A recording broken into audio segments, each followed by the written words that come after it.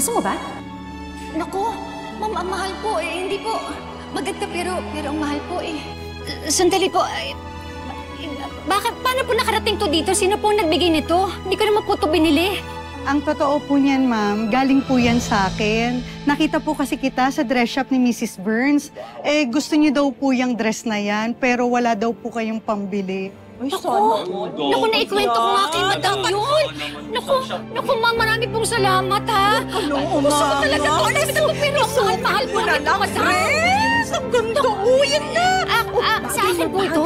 Oo, bagay yung Bakit niyo po ginagawa ito? Bakit po kayo namimigay ng damit?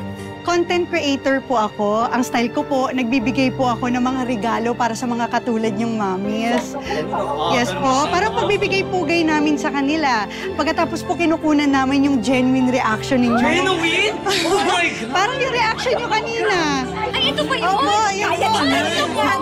Okay lang po ba? Salamat talaga kayo. Naku, ang ganda. Wala ka ng dahilan na hindi mo ano ba ito?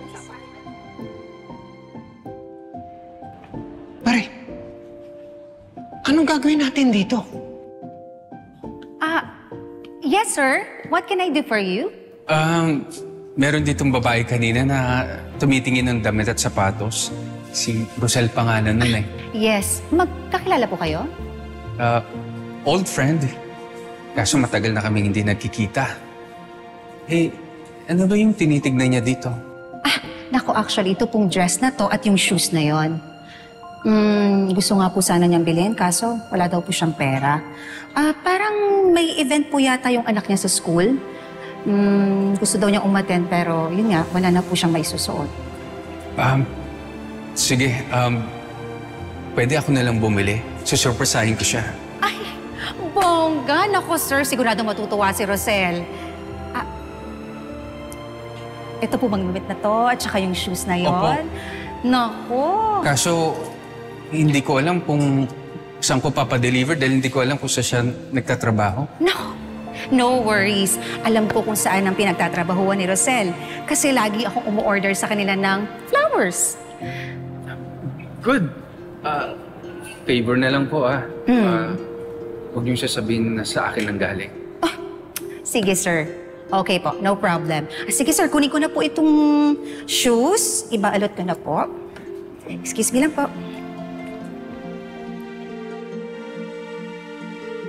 Pare,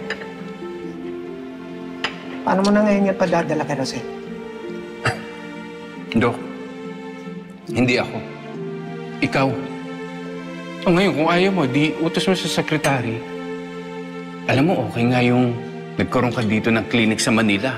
Di ba malapit lang dito yun? Pare, bakit ako? Hindi naman ako pwede.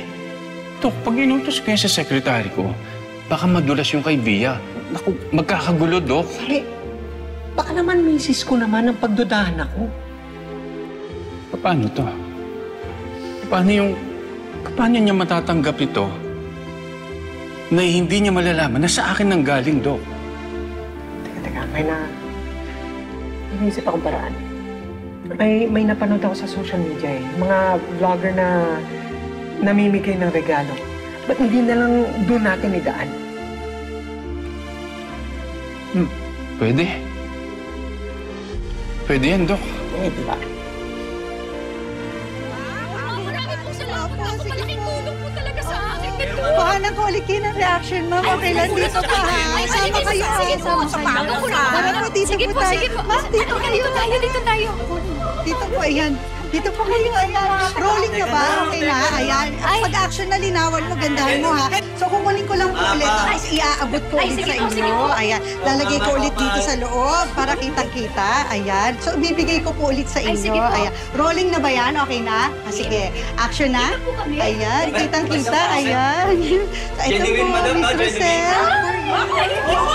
Para sa akin po ito. For you. O ano? Okay ka na. Nakita mo nang masaya si Rosel. Alam mo, sa tagal-tagal ng panahon, ngayon ko lang ulit siya nakita. So, what's next? Anong what's next? Anong susunod mo move? Eh di wala. All this effort tapos wala ka namang plano? Dok, may asawa ako. Tsaka, tignan mo siya, oh. Ang ganda. Mukhang okay na siya sa buhay niya. Meron na rin siyang anak at malamang meron na rin siya asawa. Okay. Gets ko na. Naintindihan na kita. Gusto mo lang makabawi kahit papano. Alam mo, Doc, napakalaki ng kasalanan ko kay Rosel. Kung tutusin, walang katumbas. Kaya, makita ko siyang ngumiti man lang, tumawa.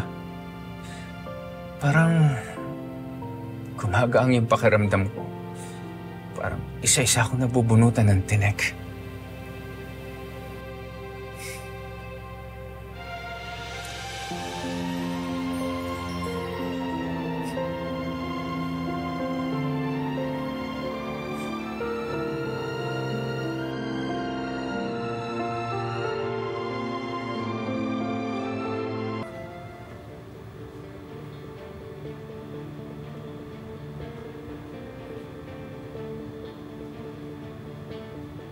Aba. Ready ka na sa laban mo mamaya. Of course. Ako na kayang kokoronahang campus queen at wala nang makakapigil sa success ko. Sana matalo mo lahat ng kalaban mo para maging masaya ka na. Pero sana tumanaw ka ng utang na loob. Dahil hindi mo mararating ang narating mo kung hindi dahil kay nanay. Alam mo, huwag mo na kasing sirain yung gabi ko. Nasa winning mood na ako. Tapos mamalasin mo pa. Sinong malas? Kami ni nanay? Ikaw nagsabi niyan, hindi ako. Okay lang sa akin na ikahiya mo ako bilang kapatid. Pero sana kay nanay, huwag mong gawin yun. Isama mo siya at Tyron, huwag na nating pilitin pa, okay? Unang-una, wala siyang isusuot. Pangalawa, magiging kahiya-hiya lang siya. Okay?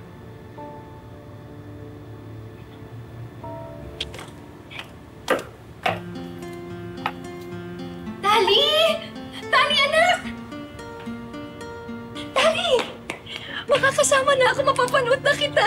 Tingnan mo, ang ganda ng damit ko. Okay ba?